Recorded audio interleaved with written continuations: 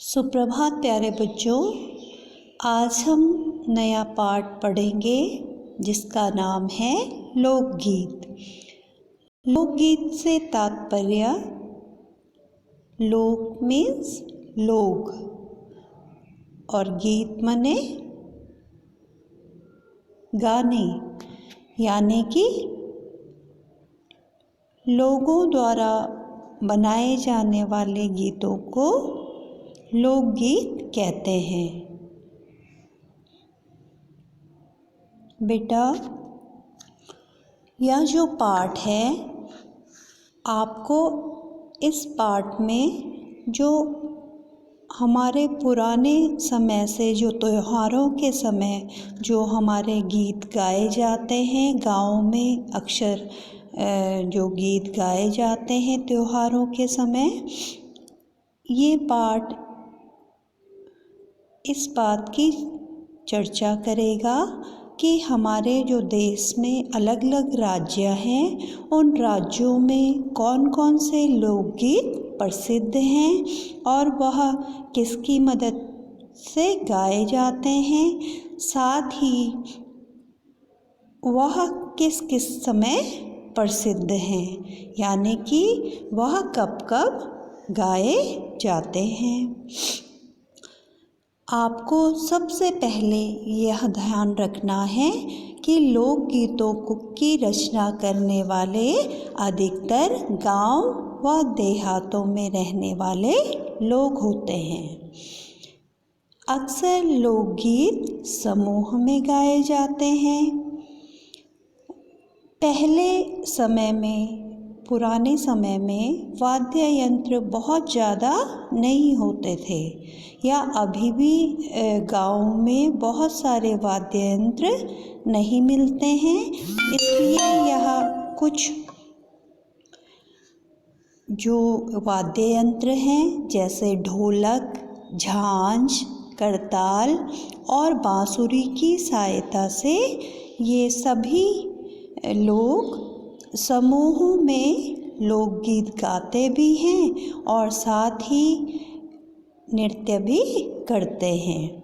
तो आइए इस पाठ का हम संक्षिप्त परिचय समझेंगे।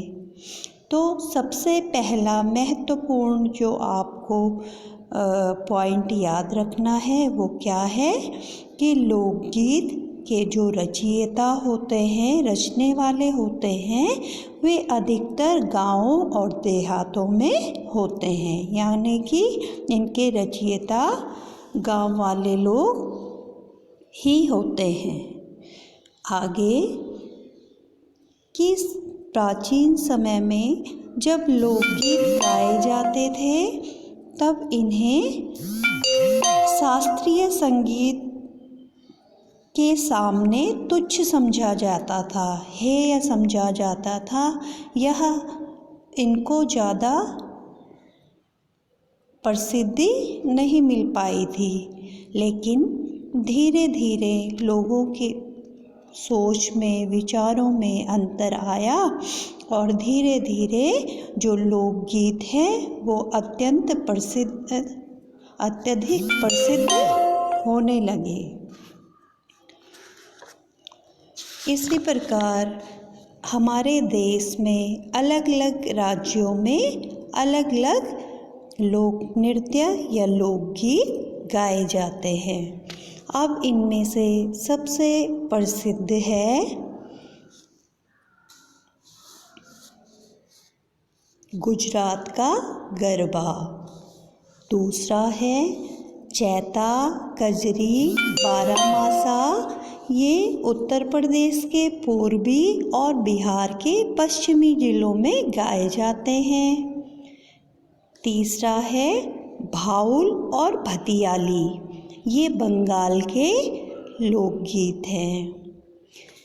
पंजाब में माहिया, हीर रांझा और सोहनी महिवाल जैसे प्रसिद्ध लोकगीत गाए जाते हैं। राजस्थान में ढोला मारू सबसे प्रसिद्ध लोकगीत है, और क्योंकि यह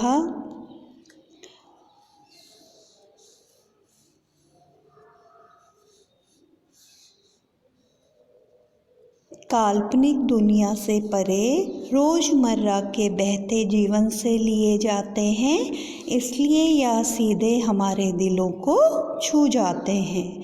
इनमें बहुत मार्मिकता होती है और इन्हें सुनने के लिए बहुत भीड़ भी आकर्षित हो जाती है। यह गीत हमारे रोज़मर्रा के बहते जीवन से लिए जाते हैं, इनकी रचना की जाती है, इसलिए यह लोकगीत हमें बहुत खुशी प्रदान करते हैं। और क्योंकि यह सीधे हमारे दिलों को छू जाते हैं तो इसीलिए ये बहुत प्रसिद्ध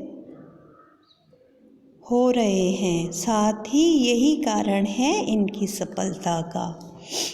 आगे भोजपुरी यानी कि हम बिहार की बात कर रहे हैं। बिहार में भोजपुरी भाषा में एक लोकगीत बहुत फेमस है, बहुत प्रसिद्ध है, जिसका नाम है विदेसिया। विदेसिया गीत कहाँ फेमस है? बिहार में। और जो किस भाषा में बना है? भोजपुरी में।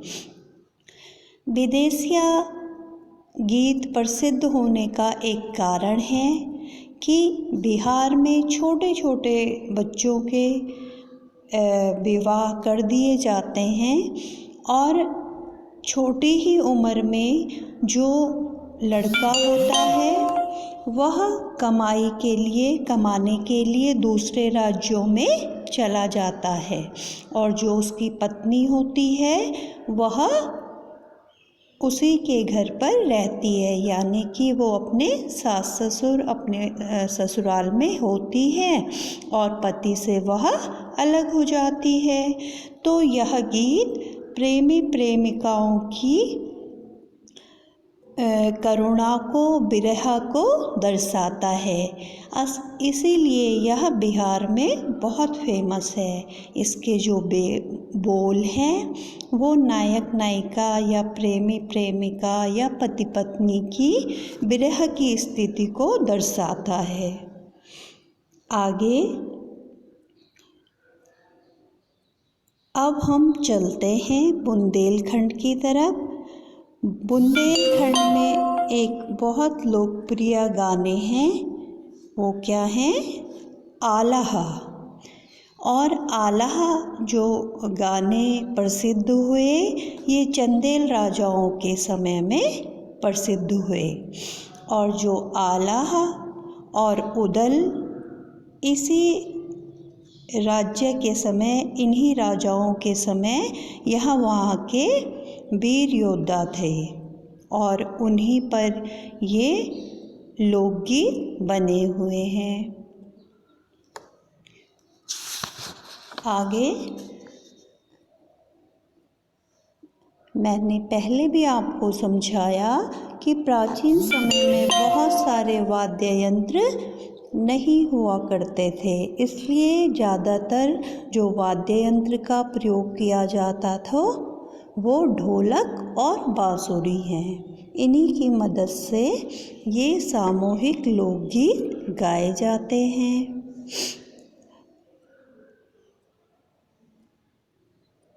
सोहरा, बानी, सेहरा ये ऐसे लोकगीत हैं जिन्हें सिर्फ स्त्रियां गाती हैं और अक्सर जो गीत होते हैं, लोकगीत होते हैं, वह समूह में गाए जाते हैं और अधिकतर इन्हें स्त्रियां ही गाती हैं। कुछ ही ऐसे लोकगीत हैं जिन्हें स्त्री पुरुष दोनों गाते हैं, लेकिन सारे लोकगीतों में अधिकतर दल बनाए होते हैं, यानी कि सब यह लोकगीत समूह में गाते हैं। और दूसरा, त्योहारों के समय यह गीत अक्सर गाए जाते हैं।